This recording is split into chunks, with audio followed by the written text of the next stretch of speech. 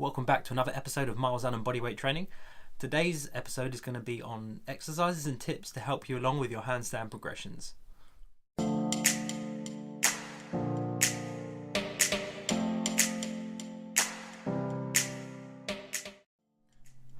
So today's video is basically going to be giving you an explanation into some tips and ideas of progressing with your handstand.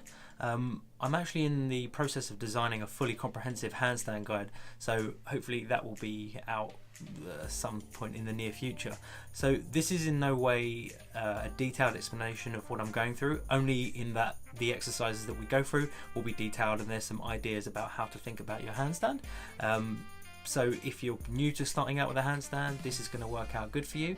And even if you're seasoned, or so say into doing your handstand and you're developing your handstand or progressing, this should hopefully give you a little bit further knowledge and just some ideas about training certain elements of your handstand. I'm going to start off actually by going through two types of handstands that you may commonly see.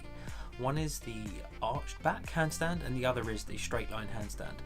Now, the more desired handstand is the straight line handstand.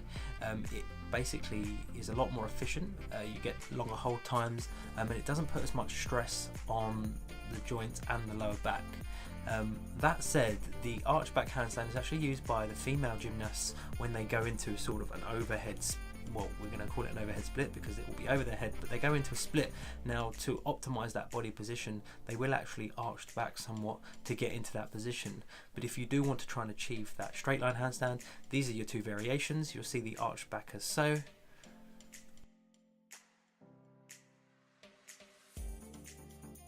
And of course, you then see the straight line handstand. Now, in theory, mine could be a little bit straighter than this, but for some reason I filmed this at the end of my session after all the videos I'm going to show you in this tutorial, and I was super smoked by this time. So yeah, massive fatigue in the shoulders, and yeah, it's not as optimal as I would like. And I also am always working on my shoulder mobility just to get into that really optimal position. So yeah, it's not quite perfect, but near as damn it. So I want to go through a few aspects of training around the handstand and actually why they're important. I've broken it down into four main groups. The first one is your mobility. When you're doing something like a handstand, it's very, let's say, unnatural to the body, and it puts a lot of stress on some of the smaller joints like the wrists and your elbows and your shoulders. Now, your body's trying to support the whole body weight, and if your joints aren't adequately mobile to perform the movement efficiently, then all you do is start to overuse those areas. But after mobility, I would say that strength is very important. Now, you don't need an incredible amount of strength when you're doing handstand. Okay, you can look around the world at people doing handstand. Some are really big, some are very slight, and of course it's relative to your body weight, but there isn't a whole lot of strength needed. There is a base level of strength, I would say, but it doesn't need to be massive, because ultimately the handstand is just a static hold, and once you're in that position you can become very efficient to just find a balance point, and it doesn't actually tax the body a great deal. The third element, I would say, is the actual skill of working on your handstand, being able to kick up and how you go about that, and obviously balancing, and achieving certain body shapes is actually crucial to that whole development of maintaining an efficient line in the handstand. And then the last aspect, which only really serves as a purpose if you want to be able to hold your handstand for a long period of time, but that's ultimately the capacity side of your hold. What we're going to do is I'm going to start off by showing you my sort of warm-up routine. Sometimes I do a bit more than this, but it depends really on where I am and how I feel, because when you get to a certain point in the handstand or training it, if you become very efficient in it, it actually doesn't tax you too much. But I do like to keep mobile and work on that, because there are, I don't want to develop those overuse injuries. So what you can see here is me working on the wrists. Now, the wrists, when you start learning handstand, which is actually why I don't recommend going straight into handstand, is because you need to strengthen up these areas. So one thing that I like to do is just warm the wrists up, and you can see here what I'm doing is just slowly moderating how much pressure I put on my wrists. Now, if you work through this motion, you can see that my arms are completely straight, and I'm getting a really good stretch by moving the hands into different positions. I'm getting a really good stretch about the forearms and obviously the wrist itself. And then we flip over the hands to work on both the flexion and extension of the wrists. And again, this is very important because what we want to try and do is make them more supple and not be too tight for when you go. You have to sort of compromise that position and go into extreme flexion of your hand. You don't want to, in that crease of the wrist, you don't really want that sore. Okay, now it will happen when you start doing handstand, but obviously we want to minimize that. The second sort of warm is to keep the shoulders nice and healthy as well.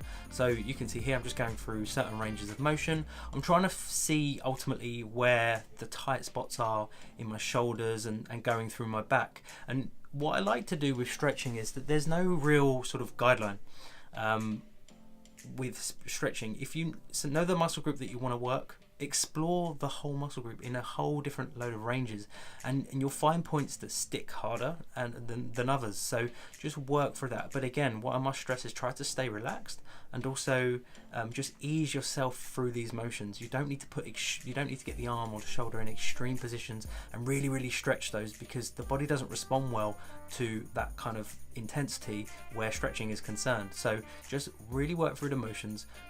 Try to get more and more into the stretch, but over a period of time, so you're keeping this whole sort of flowy way, what I like to call a flowy way of going through your stretch routine. So for now we'll just keep it at that for the mobility side of things, and then we're going to progress onto the strength. So I've got a few drills for strength at a beginner level, an intermediate level and an advanced level, and ultimately what this is going to provide you with is that sort of base level strength. And the reason actually why I think that strength is really important with a handstand, and I said you don't need to have massive amounts of strength, but it's always good to have a little bit more strength than is required to do the handstand. And the ultimate reason for this is because it gives you a lot more confidence when you're building up to get out of the handstand. If you start kicking up into handstand and you're going to fall over, if you've got enough strength in your arms to sort of move it and take your arm off the floor and move it into a better position because you've lost balance, then if you're not strong enough to support that sort of movement, then you'll probably just topple off, and it will create a mental block for you to sort of halt there, and you won't really be able to progress as effectively. So this is why strength is important. So we're going to move on to the strength phase of the handstand progressions. Now I've picked out one exercise with 3 variations: a beginner, an intermediate and an advanced, and the drill itself is known as a walkout. Now there are of course loads of drills that you can do, but I've chosen this one primarily because it enables you to distinguish between your arms and your back and be able to pivot at the shoulder joint. Now this becomes very important when we're learning to kick up into a handstand. A lot of people lead with their hips and their foot.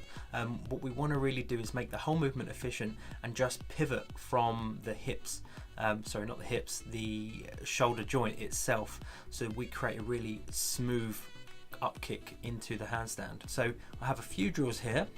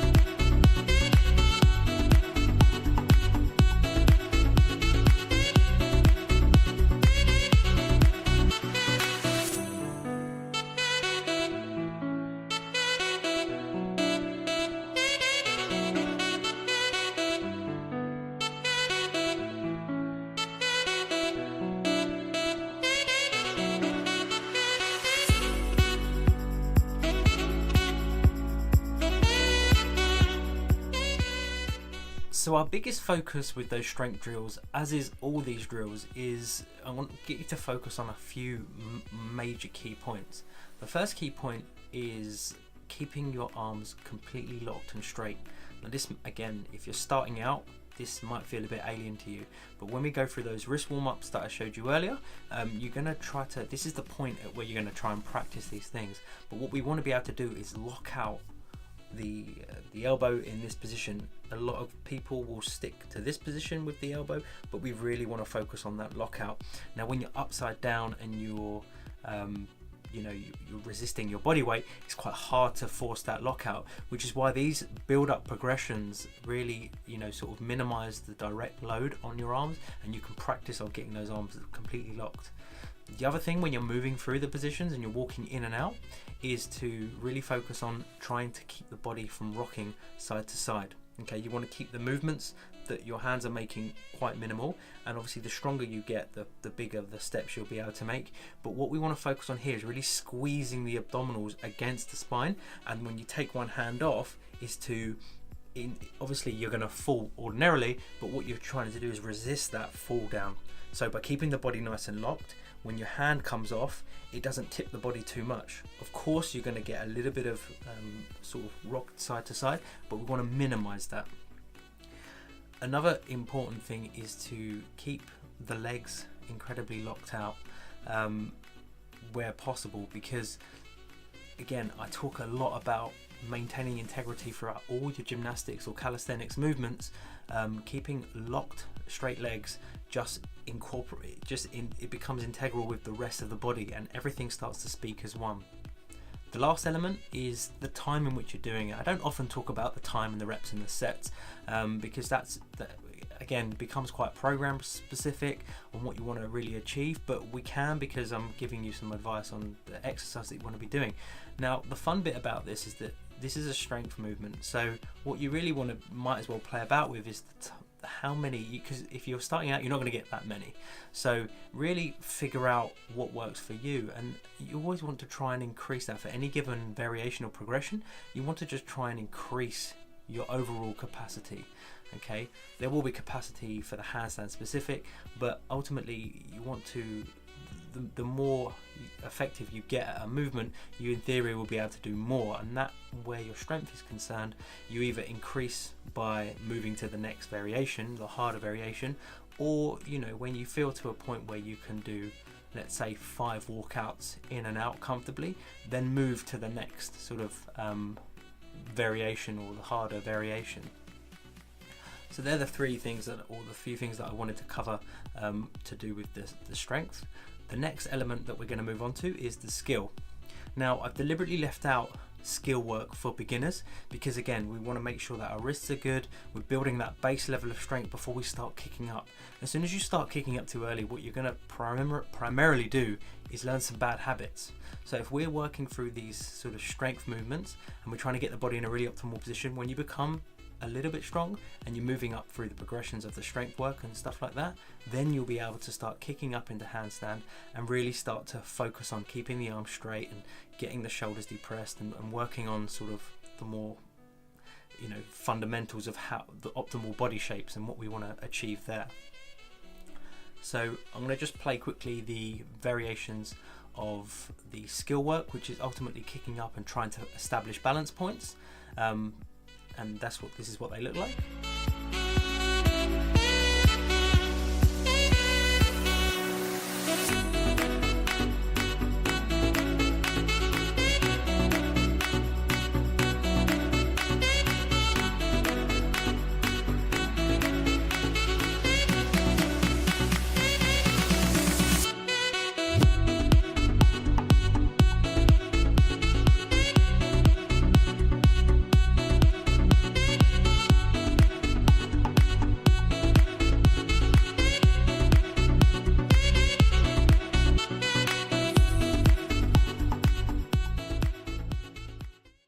So where these progressions are concerned, the variation of kicking against the wall and then trying to find that balance point, moving your foot away from the wall. You have the wall as a safety, but by putting one foot away, it really starts to teach you how to sort of manage your balance a little bit better. And this is what we're talking about when we talk about the skill.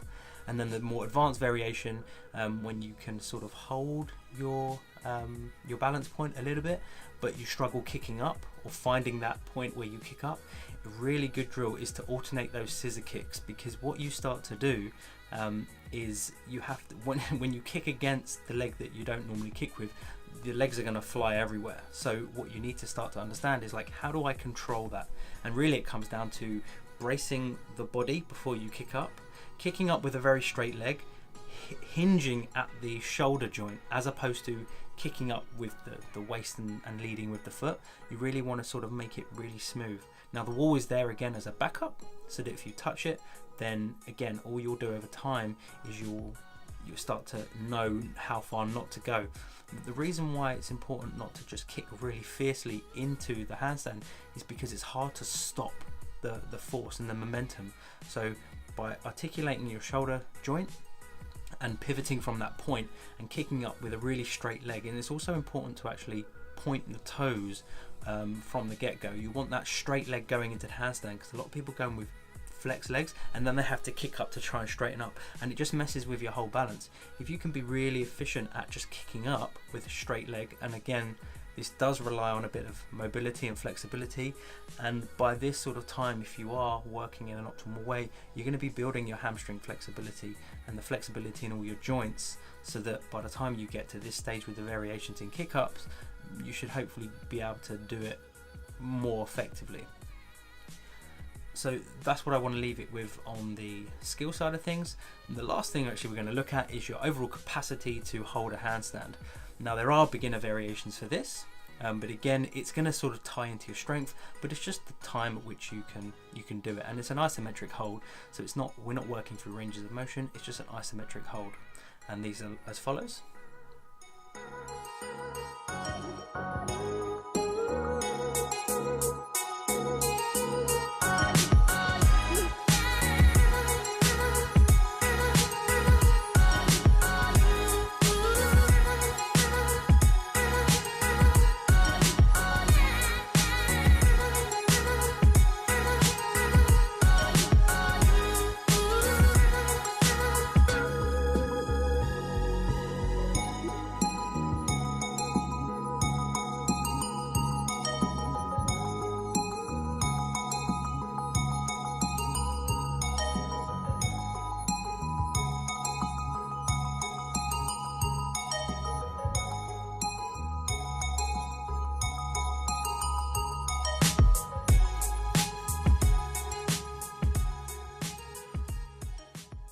Okay, so you've seen a few progressions there.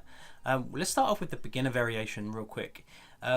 It's very important that you're actually filming yourselves when you're doing this, but what we want to try and achieve is where the wrists through to the lower back are concerned, a straight line through there. So it doesn't matter how wide from your hands are from your feet, but you do really want to create a really straight line from your wrists all the way to the lower back, and then again down the legs. And I really must stress the straightness of your legs, because what you want to be doing there is keeping the legs completely straight from the lower back down to your wrist really straight, and then extend and pulling that body, or pushing at least that body towards the ceiling.